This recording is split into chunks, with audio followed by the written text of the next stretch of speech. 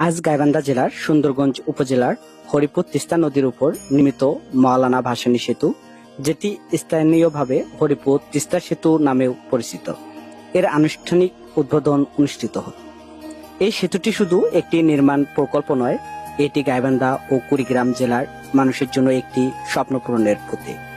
দীর্ঘদিনের অপেক্ষার পর আজ উদ্বোধনের দিনে এখানে লাখো মানুষের ঢল নামে, উৎসবে পরিণত হয় পুরো এলাকা।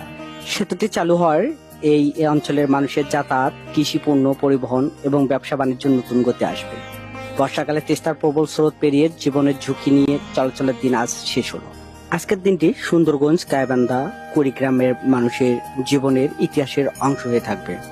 যারা আমাদের এই ভিডিওটি ইউটিউব থেকে দেখছেন অবশ্যই সাবস্ক্রাইব করবেন, আর যারা ফেসবুক থেকে প্রথমবারের মতো দেখছেন ফলো করে আমাদের পাশে থাকবেন এমন নতুন নতুন ভিডিও দেখার জন্য।